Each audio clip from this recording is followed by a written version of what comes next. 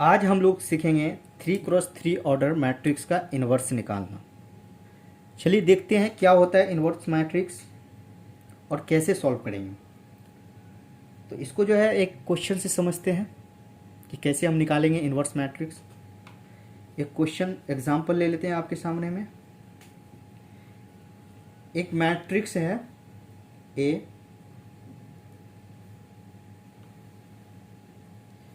ये 2 1 1 1 2 1 0 0 1, ये क्या है? मैट्रिक्स है। देन ए इनवर्स निकालना है। एक मैट्रिक्स दिया हुआ है ए, उसका बोल रहा है कि आपको इनवर्स निकालना है। इनवर्स कैसे निकलेगा? तो सबसे पहले हम इनवर्स निकालने के लिए फॉर्मूला देखते हैं कि फॉर्मूला क्या कह रहा है। फॉर्मूला क्या है इनवर्स निकालने का? Adjoint A upon determinant of A, या आप इसको इस तरह भी लिख सकते हैं, cofactor A transpose upon determinant of A. इस तरह का फॉर्मूला हम पढ़ते थे 12 में, ठीक है।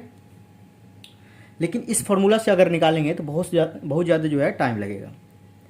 तो मुझे क्या करना है, ट्रिक से सॉल्व करना है। मुश्किल से आपको ये 50 सेकेंड लगेगा या 1 मिनट में आपको ये क्वेश्चन 3x3 ऑर्डर का जो है सॉल्व कर देंगे। ये क्या हो जाएगा? सॉल्व हो जाएगा 3x3 ऑर्डर मैट्रिक्स का इन्वर्स।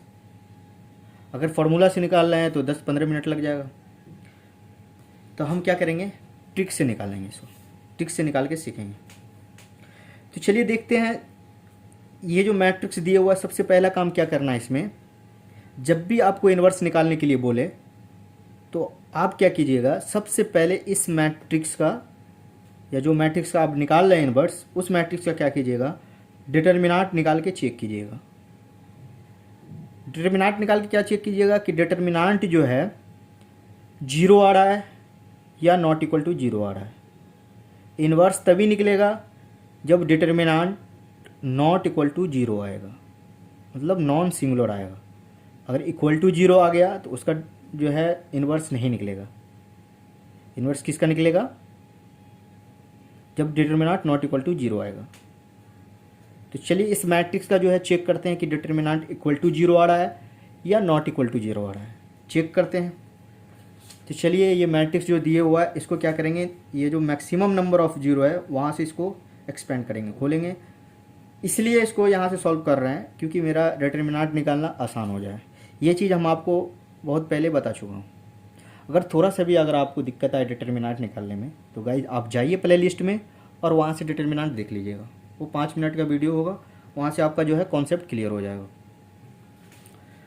तो इस मैट्रिक्स से डिटर्मिनेंट निकालते हैं। डिटर्मिनेंट क्या है? 0, और ये इसको फिक्स कीजिए और इसको फिक्स कीजिए तो ये 1 1 2 1 इस तरह से आएगा। -0, इस कॉलम को फिक्स कीजिए, इसको फिक्स कीजिए, क्या आ जाएगा? 2 1 1 1 इस तरह से आएगा।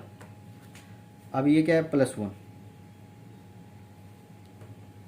इसको फिक्स कीजिए, इसको फिक्स कीजिए, 2 1 1 2 2 1 1 2। अब इसको सॉल्व कीजिए कि डिटर्मिनेंट इक्वल टू 0 आ रहा है या नॉट इक्वल टू 0 आ रहा है। तो ये तो आपका 0 हो जाएगा क्योंकि 0 से मल्टीप्लाई कीजिएगा किसी भी नंबर को तो, या किसी भी मैट्रिक्स को या डिटर्मिनेंट को, तो ये क्या हो जाएगा? आपका 0 हो जाएगा। अब इस पे काम करते हैं। तो ये क्या कह रहा है? 2 × 2 4 -1 इक्वल टू क्या आ जाएगा? 3। अब बताइए डिटर्मिनेंट इक्वल टू 0 आया या नॉट इक्वल टू 0 आया? बताइए। डिटर्मिनेंट जो है नॉट इक्वल टू 0 आया। अब हम इस मैट्रिक्स का इन्वर्स निकाल सकते हैं। तो डिटर्मिनेंट ए क्या है? 3, तो लिख देंगे डिटर्मिनेंट नॉट इक्वल टू 0। अब हम इसको जो है इन्वर्स निकालेंगे।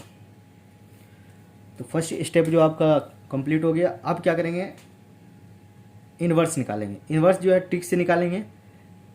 अगर आप ट्रिक से निकालना है तो आप क्या कीजिएगा, इसको ये जो मैट्रिक्स दिए हुआ है, इस मैट्रिक्स जो दिए हुआ है पूरा का वो पूरा उठा के लिख लीजिए यहाँ पे। ये मैट्रिक्स जो जैसे दिए हुआ है उसको उठा के यहाँ पे लिख लीजिए। देखिए लिखते हैं, ये 2 है यहाँ पे तो 2 लिख लीजिए, 1 है तो 1 लिख लीजिए, 1 लिख लीजिए, ये लिख दिए। नीचे क्या है, 1 2 1 0 0 1, इस तरह से लिख लीजिए। जो मैट्रिक्स दिए हुआ था उसको हम क्या किए, उठा के यहाँ पे लिख लिए। तो क्या किए, उठा के रख दिया। अब क्या करना है इसको, अब इसमें समझने वाली बात क्या है, देखिए ये R1 हो गया मेरा, और ये क्या है R2। ये R1 और R2 को उठा के इसके नीचे रख देंगे। ये जो रो 3 है ना, इसके नीचे ये R1 R2 को उठा के रख देंगे। तो हम R1 को उठा के रखते हैं यहाँ पे, तो ये क्या हो जाएगा, 2 हो जाएगा, 1 हो जाएगा, ये 1 हो जाएगा। ये आपका R1 है, ठीक है। और ये R2 इसके नीचे रख दीजिए, 1 2 1, ये क्या है, ये R2 यहाँ पे आ गया। यहाँ तक क्लियर। और यहाँ पर भी आप समझिए कि एक चीज़ और समझने वाली बात है कि यहाँ पे जो है C1 है कॉलम 1, ये कॉलम 2।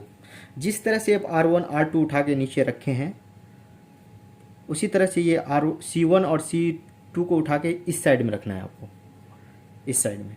ये C1 को यहाँ लिख लेते हैं, ये C1, ये हो जाएगा आपका 2, ये 1 0, ये आपका क्या हो जाएगा 2, और ये 1। ये C2 क्या है, 1 2 0 1 2, ये C2 हो गया। तो यहाँ तक आपका क्लियर हो गया। चलिए आगे समझते क्या करते हैं। अब जो दिए हुआ है इसको फ्रेश पेपर में लिख लेते हैं, यहाँ से फ्रेश से लिख लेते हैं यहाँ पे, क्योंकि और अच्छा से क्लियर हो जाए आपका।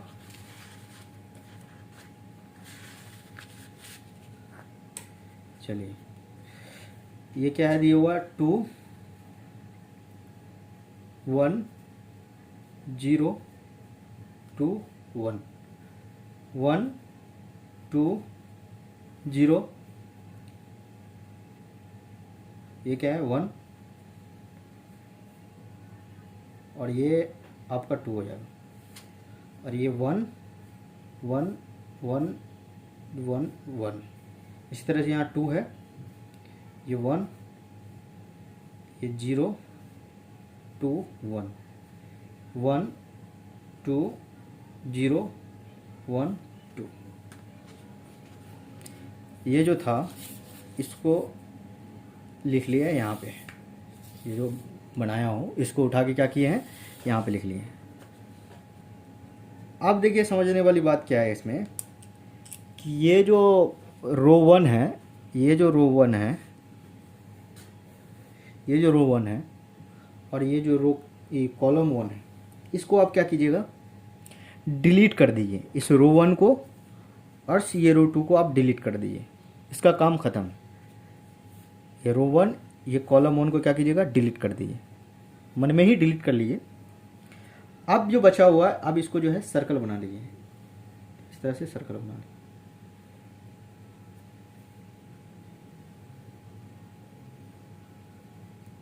ये सर्कल हो गया। तो चलिए अब जो बीच में बचा हुआ उसको भी आप सर्कल बना लीजिए, ठीक है। ये सर्कल बन गया। अब जो ये सर्कल दिए हुआ है, अब इसको जो है 2x2 ऑर्डर का जो है डिटर्मिनेंट समझ लीजिए। ये जो सर्कल है इसको आप 2x2 ऑर्डर का डिटर्मिनेंट समझ लीजिए। अब इसको क्या कीजिए, सॉल्व कीजिए। तो डिटर्मिनेंट कैसे सॉल्व करते थे, ये डिटर्मिनेंट जैसे 2 1 0 1, इसको सॉल्व करते थे, इस तरह क्रॉस मल्टीप्लिकेशन करते थे। तो इसको सॉल्व करते थे, क्या है 2 - 0, ये 2 आ जाएगा। इसी तरह से सॉल्व कीजिए इसको, 2 × 1 2 -0 × 1 0, तो ये आपका 2 आ जाएगा। यहाँ पे आपका 2 आ गया। उसी तरह से अब ये लाल वाला सर्किल है, रेड सर्कल है, अब इसको जो है डिटर्मिनेंट निकाल लीजिए इसका। क्या हो जाएगा, 1 × 0 0 -1, ये हो जाएगा -1, ठीक है। इसी तरह से ये सर्कल दिया हुआ इसको भी सॉल्व कर लीजिए। 1 × 0 0 जीरो इंटू टू जीरो, ये आपका क्या हो जाएगा, जीरो हो जाएगा। ये क्या हो जाएगा आपका, ये जीरो हो जाएगा। ठीक है, ये मैट्रिक्स बनाना हो तो अब यहाँ पे आप सवाल पूछ सकते हैं मुझसे कि सर आप चल रहे हैं रो वाइज लेकिन लिख रहे हैं आप कॉलम वाइज, ऐसा कैसे हो गया। तो हम आपको बता दें कि क्यों ऐसा लिख रहे हैं कि रो वाइज सॉल्व कर रहे हैं कॉलम वाइज लिख लें। तो इसके लिए जो है हम ये फार्मूला देखिए, ये फार्मूला आपका क्या कह रहा है, एडजॉइंट जब निकाल रहा है, ये जो मैं निकाल रहा हूँ ना, ये जो है, ये जो निकाल रहा हूँ ये एडजॉइंट ही निकाल रहा हूँ, लेकिन एडजॉइंट का जो है साथ साथ में ट्रांसपोज भी कर रहा हूँ। जैसे कोफैक्टर है, कोफैक्टर का ट्रांसपोज है ना, तो हम अलग अलग से क्यों करेंगे, लेकिन हम डायरेक्ट ये जो काम कर रहे हैं ये ट्रांसपोज कर रहे हैं। अगर ट्रांसपोज कर रहे हैं तो इस तरह से ही कॉलम वाइज आएगा, तो इसलिए यहाँ कॉलम वाइज लिखा जा रहा है। यहाँ तक क्लियर, क्यों कॉलम वाइज लिख रहे हैं इसको, क्योंकि ट्रांसपोज करके ही लिख रहे हैं एडजॉइंट को, इसलिए ऐसा। अगर एडजॉइंट डायरेक्ट लिखते तो रो वाइज आता, ये 1 यहाँ पे आ जाता, 0 यहाँ पे आ जाता, लेकिन इसको ट्रांसपोज कर रहे हैं तो इसलिए रो जो है कॉलम में आ गया। ठीक है, चलिए अब यहाँ पे क्या है, इसको भी आप सर्कल बना लीजिए। अब इसको भी क्या कीजिएगा, सर्कल बना लीजिए इस तरह से। और ये जो है इसको भी आप सर्कल बना लीजिए। ठीक है, इसको सर्कल बना लिए पूरा, और ये पूरा सर्कल हो गया और ये सर्कल हो गया। अब इसी को भी डिटर्मिनेंट सॉल्व कीजिए तो क्या आएगा, देखिए इसको सॉल्व कीजिएगा तो 0 इंटू जीरो माइनस 1 इंटू 1, तो ये -1 आ जाएगा। ठीक है, इसी तरह से 1 इंटू 2 2 माइनस 0, तो ये 2 आ जाएगा आपका। यहाँ तक क्लियर।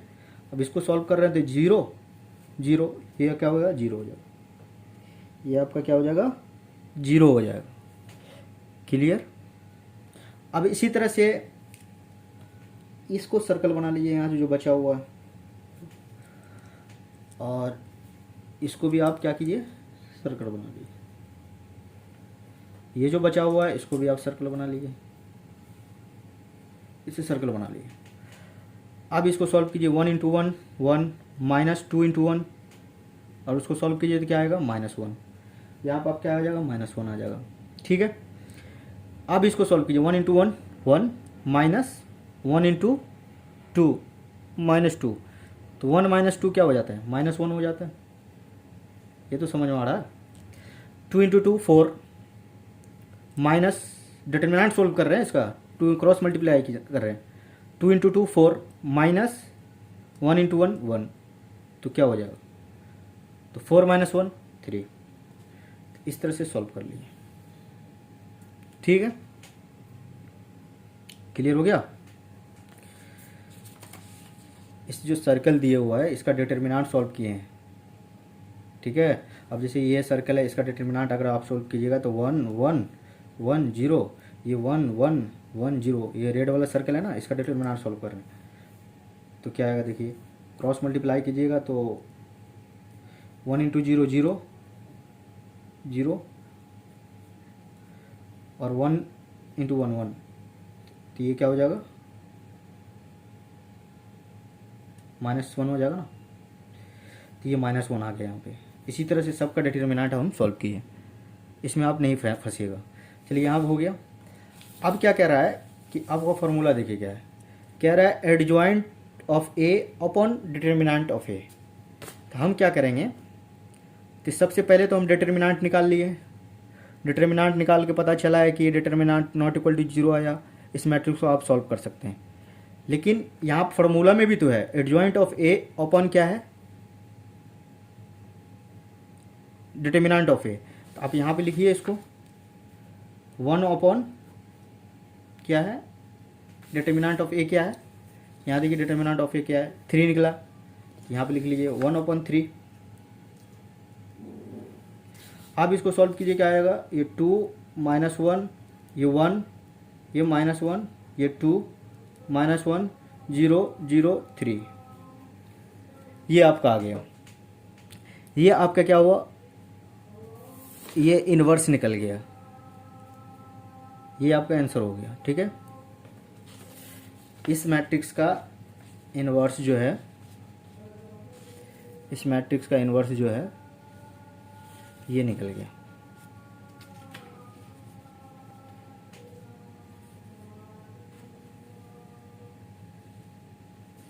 आई होप कि ये वीडियो आपको समझ में आया होगा गाइस। समझ में आया तो लाइक शेयर एंड सब्सक्राइब कीजिएगा, बेल आइकन को दबा दीजिए, दोस्तों में शेयर कर दीजिए और आप प्रैक्टिस करते रहिएगा। प्रीवियस ईयर का क्वेश्चन लगाइए, गेट का लगाइए, ईएससी का लगाइए और स्टेट जो है एग्ज़ाम होता है उसका लगाइए, आपको सॉल्व हो जाएगा, सब क्वेश्चन आपको सॉल्व हो जाएगा। तो गाइस मिलते हैं नेक्स्ट वीडियो में, तब तक का इसको प्रैक्टिस करते रहिए। Thank you guys.